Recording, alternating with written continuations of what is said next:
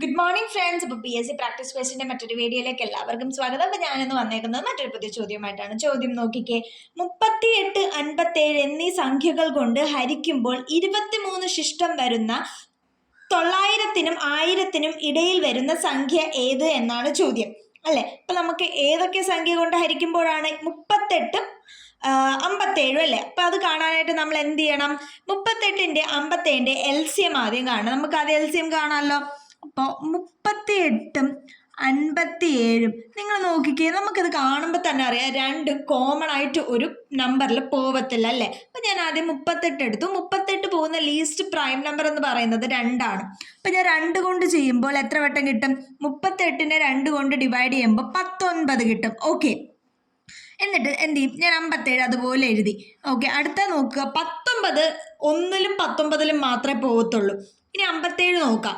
57 3-ന്റെ മൾട്ടിപ്പിളിൽ പോവും. ഓക്കെ, 3 കൊണ്ട് ഡിവൈഡ് ചെയ്യുമ്പോൾ 57 എന്ത് വേണം? 19 വട്ടം. 19 3 57 ആണ്. അപ്പം എന്ത് ഇവിടെയും 19 അടുത്ത് 19 എടുക്കുമ്പോൾ 1 1. അപ്പം നമ്മുടെ LCM എന്ന് പറയുന്നത് 2 × 3 × 19 ആണ്. 2 × 3 × 19 എന്ന് പറയുന്ന 6 × 19. അതേ നമുക്കിവിടെ ചെയ്തു നോക്കാം. 19 × 6 9 6 54 5. 6 × 1 6 + 5 11.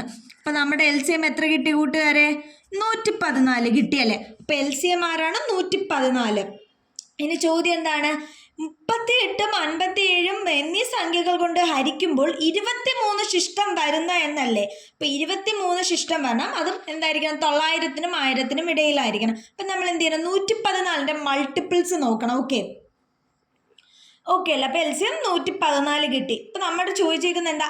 900-നും 1000-നും ഇടയിൽ വരുന്ന സംഖ്യ എന്നാണ്. നമ്മൾ ഈ 114-ന്റെ മൾട്ടിപ്പിൾസ് എടുത്ത് നോക്കുമ്പോഴേ ഈ 900-നും 1000-നും ഇടയിൽ 114 × 8 എത്ര കൂട്ടുകാർ? 114 × 8 എന്ന് പറയുന്നത് 912 ആണ്. ഈ ഒരു സംഖ്യ മാത്രമേ 900-നും 1000-നും ഇടയിൽ വരുന്നുള്ളൂ.